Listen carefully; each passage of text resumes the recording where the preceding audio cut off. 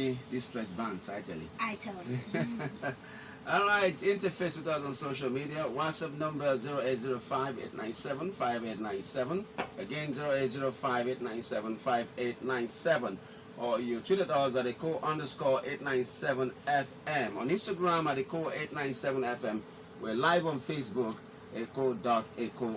Interface with us on all the social media platforms and hashtag newspaper headlines review. All right, going ahead, page 34, blueprint. Group calls for Petroleum Minister sack. Act about a statement credited to the Minister of State for Petroleum Resources, Timipre Silva, the Accountable Leadership for Better Nigeria Initiative, ALBNI, Sunday called on President Muhammadu Buhari to sack the minister. Executive Director ALBNI, Remi Adebisi, in a statement in Abuja, said attention has been drawn to the statement credited to Mr. Timipre Silva, Minister of State for Petroleum Resources, published in Vanguard newspaper of Thursday, 17 October 2019, on YFG can't recover $62 billion from international oil companies while answering questions from State House correspondents at the end of the Federal Executive Council FEC meeting presided over by President Muhammadu Buhari. The Bayelsa-born Silva was reported to have said, referring to the duly calculated $62 billion now owed to Nigeria by the oil companies. Let us consider that as a lost opportunity. The money was not in a cupboard. They have taken it. Nobody can bring out that kind of money. I mean, we can't get $62 billion. Adebayo urged that if the above statement was indeed made by Timipre Silva, when Mr. President ought to relieve him of, then Mr. President ought to relieve him of his duties forthwith, and as Nigeria's Minister of State for Petroleum Resources, it is unbecoming of a minister to assume the role of the mouthpiece and insider representative of the oil companies against the economic development of Nigeria and against the federal government's fight against corruption and economic sabotage.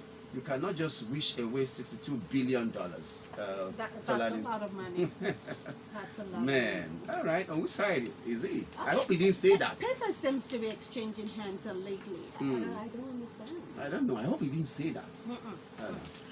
Okay, third term. How Bush, Mandela, and Becky, others helped thwart Obasanjo's plan, says Kalu. Further revelations on the failed third-term bid of former President Olusegun Obasanjo have been made known as Senate Chief Whip of former Governor of Abia State, Dr. Oji Uzukalu, disclosed how it got world leaders like former President George W. Bush and the late President Nelson Mandela to join forces against Obasanjo's ill-fated ambition. He also said, contrary to Obasanjo's repeated denials that he never harbored such plans, from the South African President Thabo Mbeki told him, Kalu, that Obasanjo discussed the issue with him on the sidelines of the United Nations meeting. Kalu served as governor of Abia State between 1999 and 2007, the same period Obasanjo held sway as president. The former governor, in his autobiography, My Life, has said Obasanjo used all means at his disposal to push for the fusion of the unpopular third-term plan. In doing that, he said Obasanjo clamped down on progressive elements who were stridently opposed to his ambition and embraced lackeys and political opportunities that were in support of the third-term plan of the former president. Well, if you're talking about, if you've written a book, autobiography, My Life, what is the story of former president going for a third term has to do with that? All right. Until you read the entire autobiography. Then you know what really. But we know there was a rumor of a third time under the watch of former President Olusegun Obasanjo. Nigeria close to securing $3 billion World Bank loan for power, FG.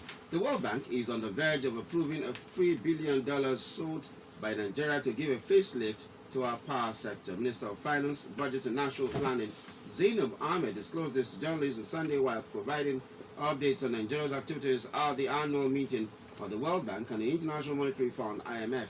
The Finance Minister had on Thursday explained that the loan facility would be used to fund the programs earmarked for the upgrade of the power sector as planned by the current administration. Nigeria close to securing $3 billion World Bank loan for power, FG. On page 34, And that's the outlook of the blueprint this morning. Okay, moving on to page 8 of Daily Sun. EFCC recovers 939 billion naira in 4 years.